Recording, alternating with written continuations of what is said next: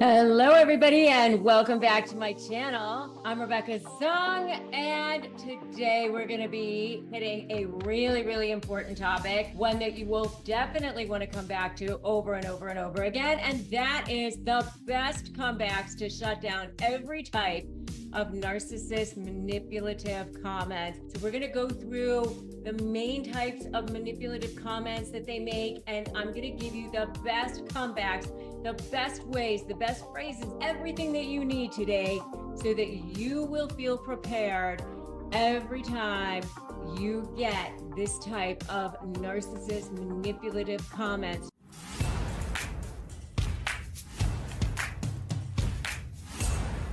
A lot of the ways that narcissists tend to manipulate you is by sandbagging, catching you when you're off guard.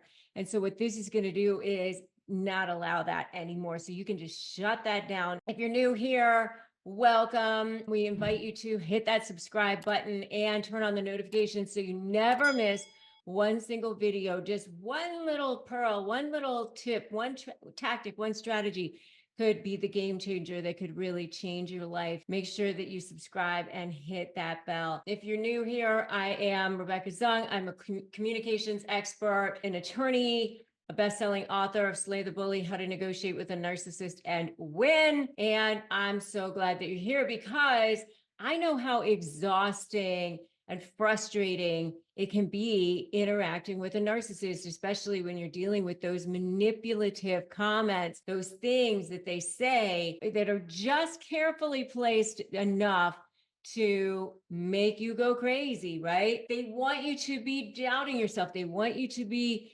feeling off kilter. They want to keep that control over you, that grip over you. That's how they get their narcissistic supply. If you have the right responses, you can disarm them, you can protect your peace, you can take back your power. All right. So the first one, obviously, is the gaslighter. So obviously, every narcissist gaslights. It's an insidious tactic that they use. This is when they try to make you question your memory, your perception of events, your reality. They might say something like, you're overreacting, that never happened. And when you hear this, you feel like, wait a minute, I know that happened. I know this is what I'm feeling. I know that's what I saw. After a long period of time of being exposed to this, because they're so sure of the way that they put things. My dad used to say, whatever you say it with authority and people will believe you. I mean, that's basically how they get people to believe them because they're just saying this with authority. Nope, that's not how it happened. So your best comeback to that is simply, I know what happened, or I trust my memory. What it does is really two things. It affirms your reality, but it also signals to them that their attempt to manipulate you is no longer going to work. And it shifts that energy. It starts to shift that dynamic and that power dynamic and let them know that there's no more openings here. There's no more vulnerability here. You know what you're doing. You know what you're saying, and you're starting to stand in your power and in your truth. And that is so incredibly powerful in shifting that dynamic. That actually, in it of itself, becomes more leverage. If you hear them saying something like, everybody agrees with me, you're the only one who sees it this way, you can just say something like, I'm comfortable with my perspective. I understand we have different perspectives.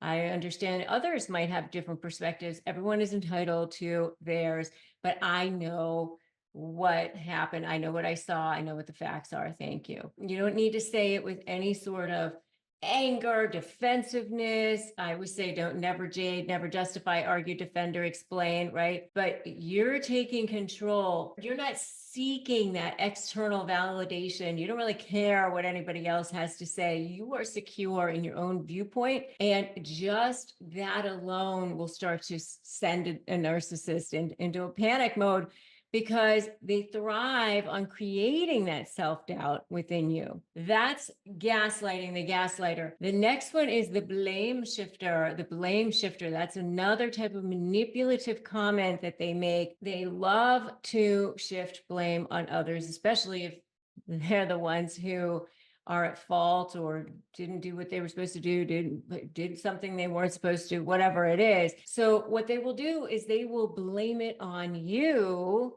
many times, and even things that are clearly not your fault. This comment is designed to make you take on that responsibility, or you take on that guilt, or you take on that shame, or whatever it is. And especially if they know that you're vulnerable to it, then they're going to keep going with that. So you can just say something like, I know I'm responsible for my actions, just as you're responsible for yours, but I'm not going to accept blame for something that I didn't do, or I didn't cause, or that isn't mine. You can acknowledge your own accountability and whatever you need to be accountable for, but firmly reject any sort of attempt to transfer guilt or responsibility onto you that isn't yours. Just simply don't pick it up. Just strip away that ability to manipulate the situation to their advantage. The next type of manipulative comment is the criticizer.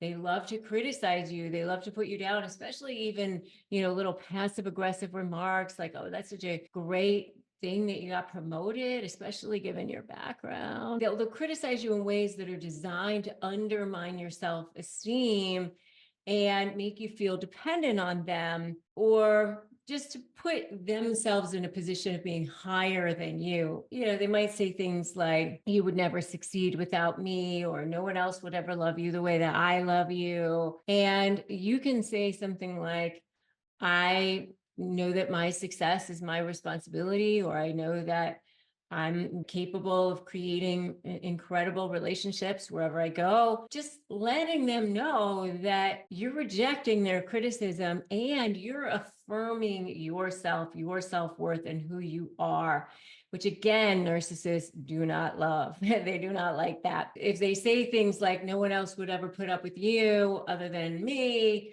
they're trying to make you feel unworthy and trying to make you feel like, who else would ever want you? You can just say, I know that I deserve to be treated with respect, and I'm not going to settle for anything less than that, just as you do, right? You can say, just as you do. And you just are reaffirming your self-worth, your boundaries, and making it clear that you're not tolerating any sort of disrespect. If you are getting ready to negotiate with a narcissist, make sure to get my free Crush My Negotiation Prep Playbook to get started, because that way you can get started with negotiating with narcissists in a positive way, that will help you tremendously. So just go to winmynegotiation.com and get started there. Fed up with narcissists walking all over you? Sick of everyone believing their lies while you're paying through the nose in attorney's fees? What if you could hold all the cards for a change? Hey, I'm Rebecca Zung. I'm a top 1% trial attorney, a USA Today bestselling author, and I've spent my entire career helping people slay narcissists in negotiations, most recently through my proven slay method. What if your suffering could become your superpower? Imagine turning all that pain into power, not just for you, but for others too. This is your chance to take back control. You can finally win. Become a high conflict negotiation certified coach. Help others while transforming your own life, and do good for the world. This is your chance. Go to RebeccaZung.com/apply, and I'll show you how to turn the tables for good starting today. The next thing is the guilt tripper. The guilt tripper. They love to guilt trip you, especially those covert narcissists, right? And they might say something like, after everything I've done for you, I can't believe this is how you're repaying me. And they want you to feel indebted to them. They want you to feel like you owe them your life forever. And so therefore, whatever it is that they were giving you was conditional to begin with, and it was only given with manipulation in mind. So your best comeback might be something like, I very much appreciate you. I very much appreciate your help. I very much appreciate all the things that you've done for me.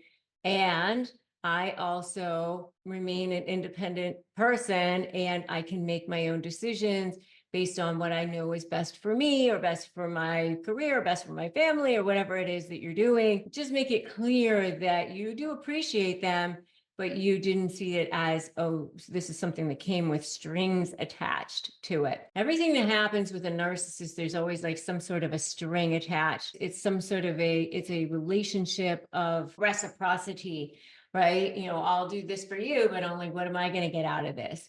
And you don't need that kind of relationship in your life. Everybody should be coming from a place of abundance. Just give, and whatever happens, happens, right? Because that's how relationships should be. So, I mean, obviously you don't want to be the doormat who's like never seeing any return, but it shouldn't be all about like, oh, you're so selfish. You're not doing anything for me. Say something like, I'm taking care of myself. Self-care is important. Self-care is important for everybody, including you. The next thing is the silent treatment. If there's a silent treatment, it's definitely a form of passive aggression where they're trying to punish you. They're not responding right away, or they're not responding at all. If they say something like, oh, you know how busy I am, I needed space, or this, or you can always say communication is key in any kind of successful relationship. I'm here to let you know that I'm going to be respected within this relationship. I'm not going to be manipulated into reading your mind or trying to wait for you to respond to me. They have to be responsible to share with you whatever it is that they need to share. The next one is the devaluer. They're going to tear you up. They're going to tear you down. They're going to do whatever they can to keep you off balance, because that's, again, a way of controlling you. And so if they say things like, you're so lucky that I'm with you, no one else would want you, it's a manipulation. So you could just say, I'm with you by choice, not by necessity. I'm fine with being by myself. Come from a position of strength. You always have a choice in what you are doing. So you can be confident in who you are, and you can even say, I'm confident in who I am, as you should be. The next thing is the projectionist. Deflection and projection, they love that. So if they're not going to blame it on you, the blame shifter, then they might project it onto somebody else. Whatever they're trying to do is it's trying to just get it off of them. And especially if they know that they are doing something that they shouldn't have or whatever, what they might try to do is blame you instead, confuse you instead. Oh, you're so selfish. All you do is you think about yourself, and you're being too dramatic. You're too sensitive. You can just say things like, I'm entitled to my feelings as you are. I will express them in a way that's healthy for me. So that when they decide to treat you with disrespect, you can basically say, in not so many words, this is not going to be okay for me. Those are the main types so far. I want you to know that you can always choose to walk away as well. So if they are manipulating you through interrupting you on a regular basis or accusing you of yelling, you can always just be like, you know what? This conversation is not one that's working for me, and we can continue this conversation at another time when you can be respectful. In each instance, you're just saying this without emotion, with complete conviction, and not judging them either. Don't put them down either. You don't say it loudly. You don't scream it, because as soon as you lose control, you're handing control over to them. Join my free private Facebook group, by the way, Narcissist Negotiators with Rebecca Zung, because that will help you. There's a lot of people in there that are supporting each other, because you do need support when you are dealing with a narcissist. It's not just the phrases that you need when you're dealing with them. Each one of these comebacks that I gave you today is a way for you to start to reclaim yourself, reclaim your power, reclaim and shift that dynamic, that you can stand firm in who you are, your truth, protect your peace, and protect your power. So you have the power to shift this dynamic and take them and just start to go, you know what, this is not going to work for me, because they are way more afraid of you than you are of them. I promise you that. If you found this video helpful, make sure to give it a thumbs up, share it with anyone who you think might need it. If you haven't already, make sure you subscribe here and hit that bell so that you never miss out on any of these empowering strategies. Creating great retail experiences is super tough nowadays, especially for people who have multiple locations. I don't even have multiple locations, but my staff is in multiple locations.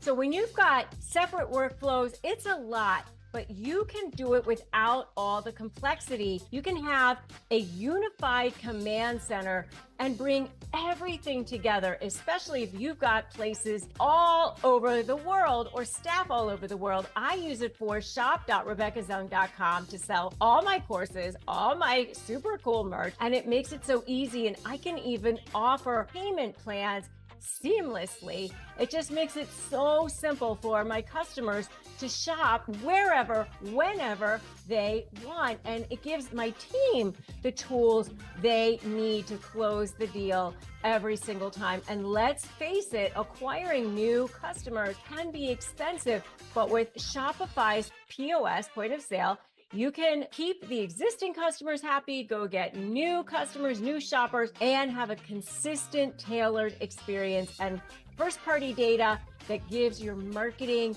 team a competitive edge. Want more?